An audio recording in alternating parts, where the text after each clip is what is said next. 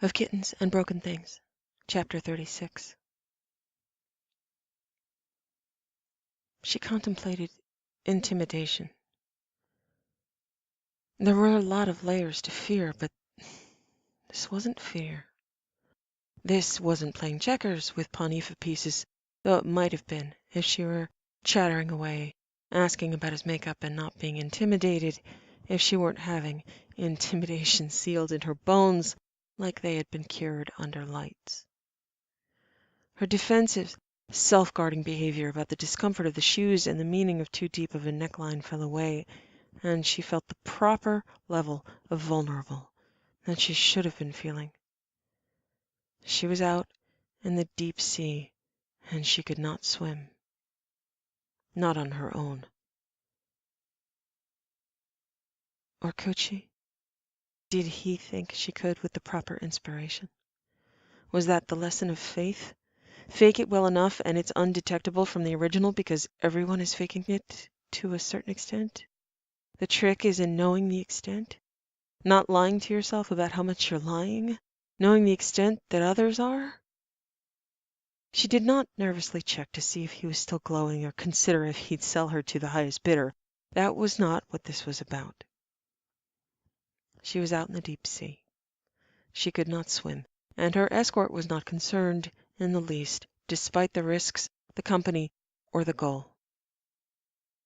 He was the most frightening thing in the sea. He was also the mountain that had come to her. She had a few fallback positions he'd suggested. 1. Disdain.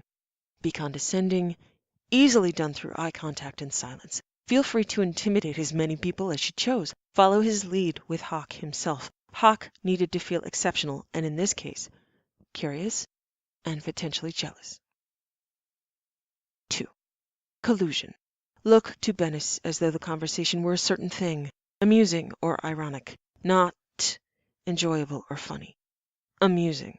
There was a distinction. Certainly not horrifying. Look to him and he would validate her impressions. She would be part of his set, and he was unassailable. Theoretically, even if she killed someone there, they'd let her do it if he were at her side. Death at these things was a common occurrence. Due to Bennis Karat's reputation and standing with the host, nobody would try to hurt him, and she would be safe. Still, try not to kill anybody. It was crass. Bennis had never attended with another guest, and with the care taken for their appearance matched and coordinated, they would appear an obviously paired set. Allow that to work for them. 3. Boredom. If out of her depth, boredom was slightly different from disdain in expression. Disdain was judgment of a subject. Boredom was detachment from it. Look at them as though they wished to teach you to walk in heels, la Somme. He would not leave her side. He would not leave her alone. He would also not converse a great deal. Bennis Karat's personality already determined. His attempts to teach her the art of criminal small talk had resulted in him illustrating again and again that she lost control over her composure and the subject matter, and it was best if she did not speak. Enthusiasm, although charming, Bassam, will be a foreign thing unless you are speaking of a hated rival's demise. She had only a thin veil of functional purpose, bait and fascination. Draw Donovan Hawk's attention from his guests and distractions, convince him to take them into the gallery. She had asked Thane, "Couldn't you do that on your own?" With the word gallery, yes. So, faster without me. You're a terrible person, Thane. This has been established. She was extraordinarily expensive. Ornamentation. He had gone to a great deal of effort. Kasumi wasn't even here. She didn't know he was going to execute the mission. Why not just tell her that Shepard did it? Was the answer in the word dralatem? Was he creating memories, images, situations he would treasure above others? Memories that involved her? She wondered whether or not Venom had more of a role in this than she thought. Expensive games in the dangerous deep were not her style at all. But it was true. She'd need to learn because this was a field trip, and the next target was preserving a council seat. More expensive, more dangerous, more at stake. It was a terribly inconvenient time to realize that this serious business of necklines applied to many things near and dear to her, and one Turian for whom she would do anything. She had another defense that came naturally to her, and had since Mindwar. Stony silence. Extend that to ignorance of all things Dralatem other than as something that would wash off her skin with a solvent. She would allow intimidation to soak in. That was necessary for her education in the ways of the world that did not involve being locked in her cabin with a brownie. She was going to use abundant natural resources.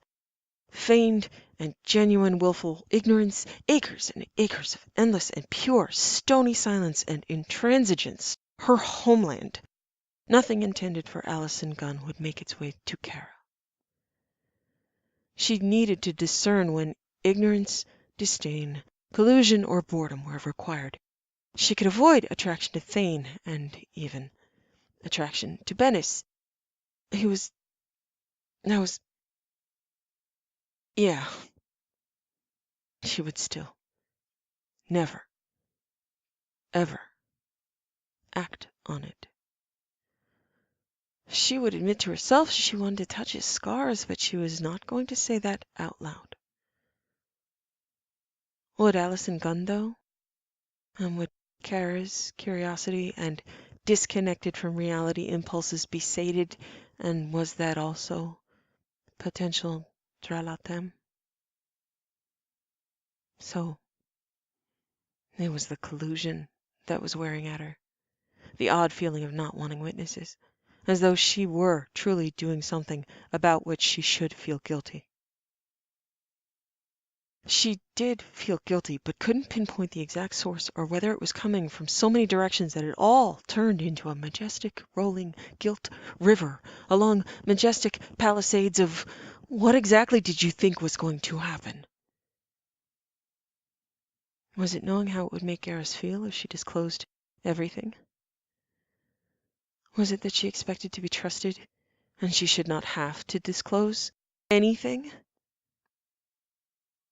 Both? Was it about trust, or the potential gap between perceived motive and actual motive? What was her actual motive? That came to her immediately in all the indulgences and given inches. Keep Thane happy. All right, then. Keep everyone happy with ignorance, disdain, collusion, and boredom. Kasumi will be safe. Garrus will be safe. Thane will be Thane. And I cannot predict what that will be, obviously. I can hope to rise to inspiration. That's what I do. She contemplated, deciding that feeling like a ghost whose bones had frozen would be helpful to the charade. When they arrived, he stood, but she remained seated, turned her head to him, appropriately, ghostly cool. He didn't exactly smile, but his features flowed into a different face, possessive, menacing, and yes, she wanted to touch the scars and see how his face did that. She was jealous of Allison Gunn for a moment, her access to fascination and exploitation of broken symmetry. He extended his hand to her, and she took it. He pulled her up and tucked her hand on his forearm, and they had arrived for their field trip. She was cold. Her feet hurt. She was trying not to sweat, though she had no idea how to keep from sweating. It just felt like one of those unreasonable skills she should have developed in all this preparation. Hawk came out to the security checkpoint before entry to greet them. Well, to greet Bennis. Obviously Bennis. She felt the need to not sweat again when Benis Karat's name for Donovan Hawk was Nova. Okay. So she wasn't always on top of things like this, but that was how Garrus sounded when... Don't bring him here. Lock that down. Shut that out. Right now. She wanted her under the shuttle, but didn't, suddenly realizing she was not really the bait as she thought. She was competition. He'd said it. He had. Looking back, she should have realized. Benis was intimate and frightening, and Hawk was slightly offended, barely able to tear his eyes from Benis, but doing so because he couldn't help it. And who is this? Not welcoming. Not exactly. Not at all, really. This is Allison Gunn. She aspires to be your competition someday. Hawk laughed and said, Come to steal my business, has she? She smiled and said, Among other things. Hawk's gaze at her was more appraising, less dismissive, and Benis was amused without a smile. Humor had a different polarity here, flowing a different way, the laughter and the lips twisted and the eyes cold. Well, you are both welcome. It's good to see you, Benis. You have been missed. I'm sorry to disappoint the hopeful, if they believed I was dead. Without your body, I would not believe it. And with my body? That is a celebration on its own. Please welcome inside, and it is a pleasure to meet you, Miss Gunn. You'll have no better tour guide. She inclined her head, smiled, and said nothing. He is being modest. His tours are extraordinary, but I am happy to show you the ropes. Ropes, then? I look forward to it. Shall I see you upstairs? Perhaps. Security had some questions about Allison's unusual hardware, but Hawk waved them in. I wouldn't want her to think I was afraid of her, now would I? They're welcome. My authority. Thank you, Nova. Hawk inclined his head in a cool nod and was into the house ahead of them. She could talk to him, softly, she knew, and there was no monitoring permitted at these gatherings. Too many paranoid people willing to kill. Suppression of technology required because they, of course, did not trust each other. Ropes? Upstairs? What's upstairs? You do not wish to know what is upstairs, and we will not be going. You can't even tell me? I could. But if I did, the mission would no longer be the targeted, easily acquired item you hope to achieve. You would have to kill everyone here. If you wish to see upstairs and subsequently kill everyone here, we must arrange for another outing, one with a stronger offense. She had asked about maybe having the party raided, but there was no point. These were criminals, yes, but none would come here if there were outstanding warrants on them. That was part of the tacit deal of safety. Authorities could suspect all they wanted, but camping outside the doorstep would yield them nobody, or nobody who looked like anybody, who was wanted enough to have charges drawn, guaranteed that each person inside was a person of interest or under investigation, but security of the estate and the intentionally obstructionist rogue planet itself, where extradition did not exist as a concept, made access difficult. The policy of the planet to foreign invasion was exactly that. Invasion. Attempt to land with a C-Sec squad, and suddenly the Citadel would be at very complicated and costly war with a planet that harbored arms dealers routinely. These criminals were best caught outside bounds of Beckenstein for very complicated constitutional and criminal reasons, and everyone knew it. She smiled at him and patted his arm. Don't sell yourself short, Benis. I'm certain you can arrange for any amount of required offense. and you could arrange for the rest.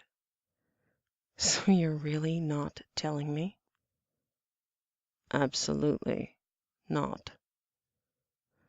I'll take your word for it. It is always best to do so. There was limited mingling, but most people didn't approach them, only stared. Venice managed to shut people out with body language, or real language, brought her to stand before some of the displayed art. She said, "It's not going to work. I'm not going to be curious. I'm never doing this again." He turned to look at her, away from considering something worthy of collecting. I could arrange for them to steal something else. Your hot chocolate mug, perhaps? Now you go too far, sir. There's a gathering every month. I have a standing invitation. I give you leave to return as you wish. I can arrange one for you. I find myself occupied. Not with hot chocolate, alas. Someone will get me a mug. Then that one will go missing, I am afraid. These are dedicated criminals. They always get their mug. The image of Thane removing every mug from the Normandy in order to tease her, having a pile of mugs like a dragon's hoard in his quarters, and putting his latest prize on top of it, with a satisfied smirk, made it very hard for her not to laugh. The warm slide of humor turned into a clear and joyous laugh before it was cut off abruptly by her realizing she should not be doing that. He backed her up against the most convenient wall, his head tipped close to hers and a hand beside her head, leaning in and down. She looked up at him. "I'm sorry. Shouldn't have done that." Then I should not have provoked it. But I did. And it had the effect I hoped. You make excellent bait, Tralatem. He moved closer, definitely close enough to look like he had her fully pushed back, but still with some distance between them, as long as she didn't breathe, which was not a viable plan. Shock and weakness flooded through her, and she heard his voice near her ear. Close your eyes. Turn your head to the side. Away from me. His lips didn't touch her skin, but his breath and voice moved along the lines of intended caress. Lift your thigh. Slide it along the outside of my thigh.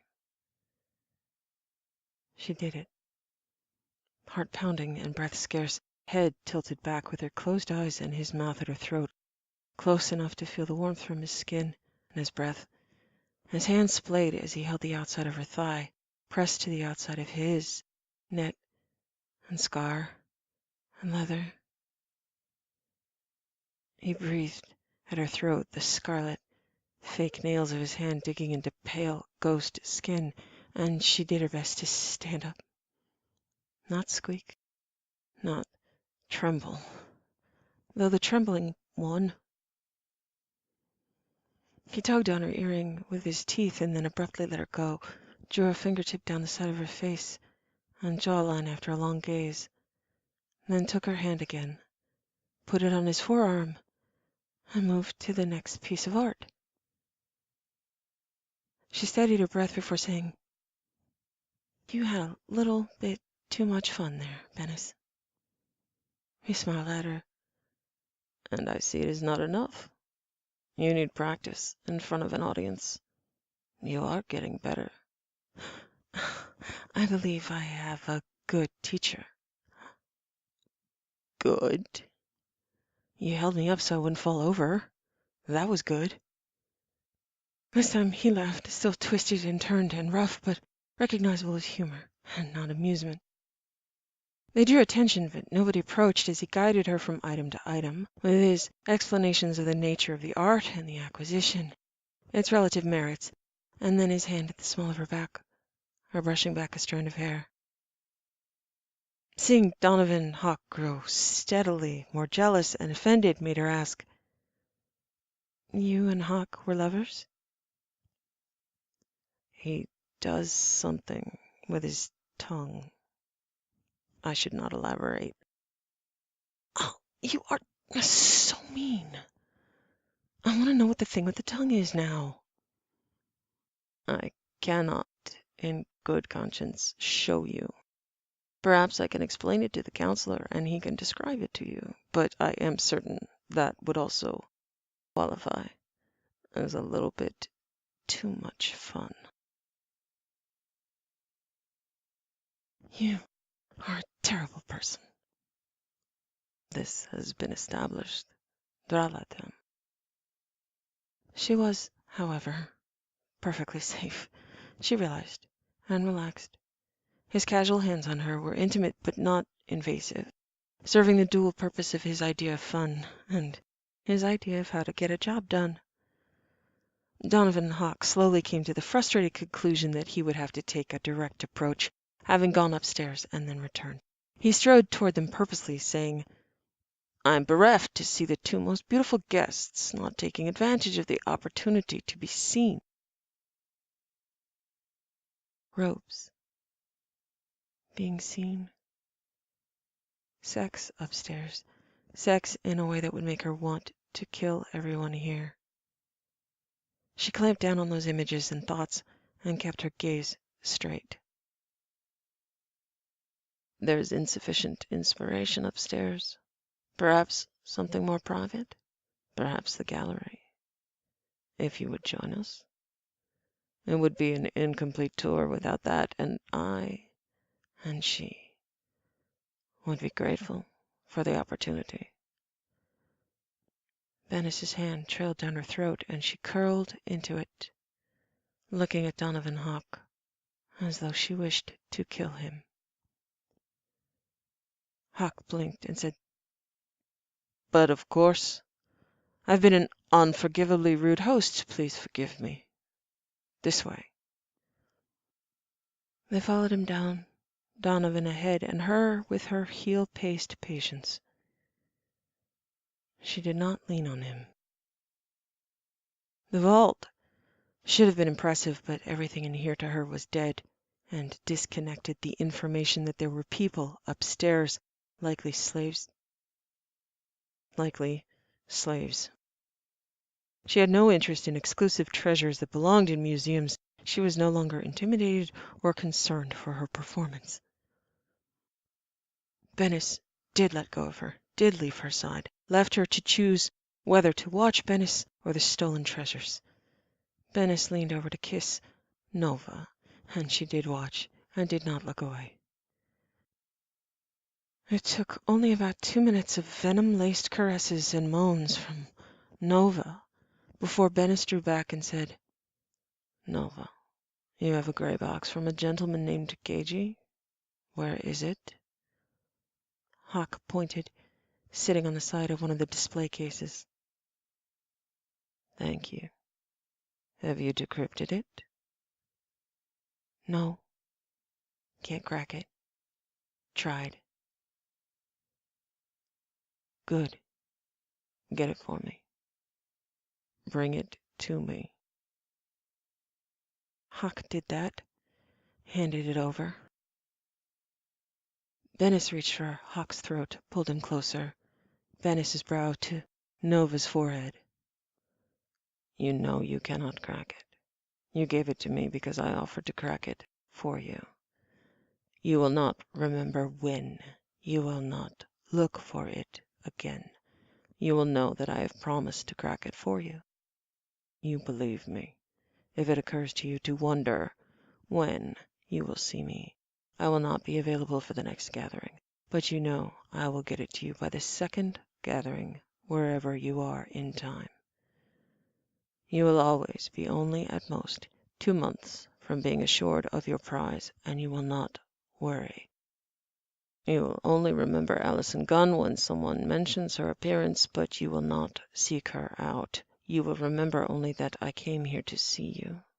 I missed you, and I proved it to you here. You will not alert security toward the gray box ever again. You will never mention it. You will only ever remember that you want me. I will return to you, and you will have what you need from my hand. Wait here for half an hour. Return to your guests. Do not look for me. I have gone. Do not mention me, the gray box, or Allison Gunn to any other." Hawk nodded dully.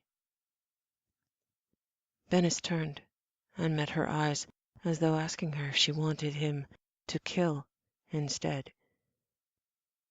Hand still on Donovan Hawk's throat. She did not nod or shake her head. He already knew the answer. She wouldn't. Not in cold blood, not even if the man deserved it. It was the mission that mattered, and they had what they came for. Instead, she walked to him, took his hand from Hawk's throat, and placed it on her forearm, and they walked out at her pace. They did not speak on the return, her thoughts no less intimidated than they had been on the way in.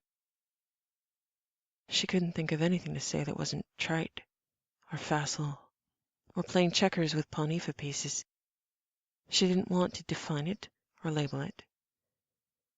She didn't wish to break a knowing and unknown silence.